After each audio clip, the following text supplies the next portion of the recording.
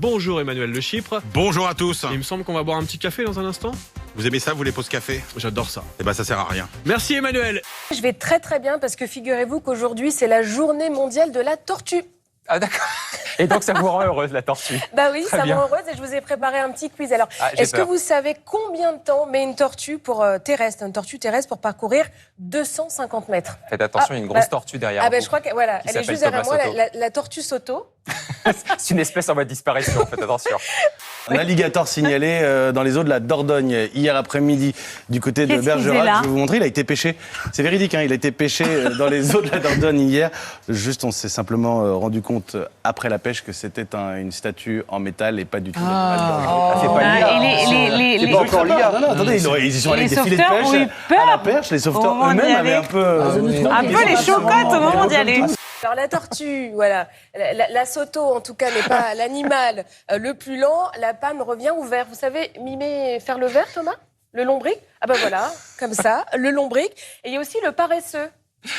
Le paresseux qui est aussi très lent. Alors le paresseux, c'est 12 mètres en 60 minutes. Bah, vous voyez, Thomas a vraiment des qualités insoupçonnées, Thomas. Il faudrait qu'il consulte. C'est beau garçon. Voilà, Il a tout pas va l'air bien. bien, faites attention. D'après ces mesures, l'altération de l'air dans le métro est en moyenne 5 fois supérieure au seuil maximal d'exposition prolongée recommandé par l'OMS. Au classement des lignes les plus touchées, c'est la 5 qui l'emporte. Les causes de cette pollution, des systèmes de freinage et de ventilation parfois vétustes. Par ailleurs, plus l'air de la ville est pollué, plus les stations le sont. Rien qu'en 2022, la France a émis 408 millions de tonnes de CO2. Il est donc urgent d'agir. Ah, un portable. Allô? Ouais. Je suis en oreillette, ouais. Non, je te laisse. Y a-t-il trop de vaches en France? Oui, selon la Cour des comptes. Pour sauver le climat, il faudrait manger moins de viande et de produits laitiers. Car lors de la digestion, les vaches éructent, elles émettent du méthane, un puissant gaz à effet de serre. L'élevage bovin est ainsi responsable de 11,8% des émissions totales en France. Je te laisse. Tranquille, excusez-moi. Non, c'était Norman Tavo. Il a entendu CO2, au fait, c'était pas CE2, au fait. Autant pour moi, pardon. Lire que votre activité doit cesser ou largement diminuer, c'est vécu comme une blessure. D'autant que le cheptel a déjà beaucoup diminué en France. 837 000 vaches à viande ou vaches laitières en moins depuis 2016, une baisse de 9,6%. Les Français mangent moins de bœuf. En 10 ans, la consommation est passée de 25 kilos par personne et par an à 22 kilos. Pour la Cour des comptes, il faut aller plus loin.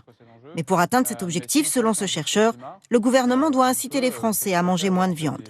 25% des Français, dans un récent sondage, disaient qu'ils étaient prêts à tenter l'expérience beaucoup plus qu'en Italie ou en Pologne, où là, l'idée de déguster des aliments à la poudre d'insectes ne donne vraiment pas envie à la population. Au pays de la pasta, on associe cette nouvelle nourriture vraiment à un danger pour la gastronomie. Oui. Et certains experts ont essayé de comprendre cette défiance. Les abeilles ont même le droit de vote. La somme des messages qu'elles échangent définit une majorité. Par exemple, lorsque la colonie tout entière doit déménager, chaque abeille argumente sa proposition de lieu pour installer le nouveau logis, jusqu'à ce qu'une option commune soit validée par toutes. C'est une fascinante démocratie animale. À vous. Ah, j'arrive pas à l'attraper, je pense que... C'est succulent. Allez, collez-vous ça dans le cornet. Allez hop, en entier. Et ben voilà, c'est excellent. Et ben voilà. Nous aimons les lombrics frais et les verres de farine. Elle adore ça. Voilà, merci de nous avoir suivis en ce moment. Bon appétit. Alors pour moi, le futur, je vois bien des repas entiers dans des petites gélules comme ça. Genre tu les mets dans les fesses et bim, tu manges. Pourquoi dans les fesses, c'est pas dans la bouche? Qu'est-ce que tu racontes? Peut-être par les oreilles, par les narines, je sais pas. Je préfère continuer à manger par la bouche, moi, ça t'embête pas. Hein. J'ai trop hâte de voyager dans le futur. Il y a tellement tout à découvrir. Dans toutes les villes du monde, on compterait plus de rats que d'habitants. Partout, ils élimineraient la moitié de nos ordures.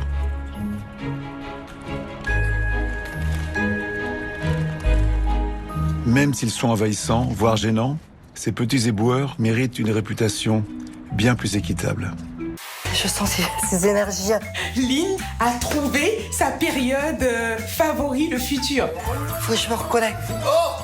Hop là, c'est bon. Là, on va arriver sur TikTok. Voilà, prenez un abonnement à TikTok. Swipez.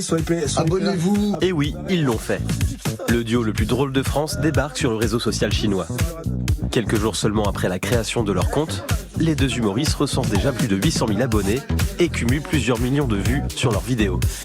Créé à l'occasion du Festival de Cannes, Lou et Esparglière qui dit drame en 2 actes à Cannes. On est tous pétris de contradictions, mais peu d'entre nous vivons une dissonance aussi énorme qu'Harrison Ford. À 20h55, si on ne se bouge pas le cul maintenant, on va perdre cette planète. À 20h57, j'ai plusieurs avions, j'adore voler et je dois partir. Bon, pareil, facile de donner des leçons quand on a passé sa vie à cramer la planète avec son avion privé, dit Teddy Bear. On a trouvé la Marion Cotillard américain, ça c'est pas très gentil. Et est-ce que tu penses qu'on pourrait dire à Harrison Ford, est-ce qu'il aimerait Larissa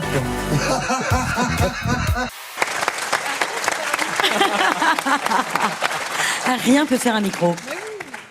Mais ça aurait pu être autre chose, non? Ce que j'avais sous la main. Et en revanche, il faut parler dans le micro. Ah, oui.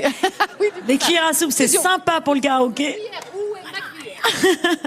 Il y a beaucoup de femmes qui peuvent se reconnaître dans les rôles qu'elle incarne et peut-être trouver dans ces personnages leur propre liberté en fait.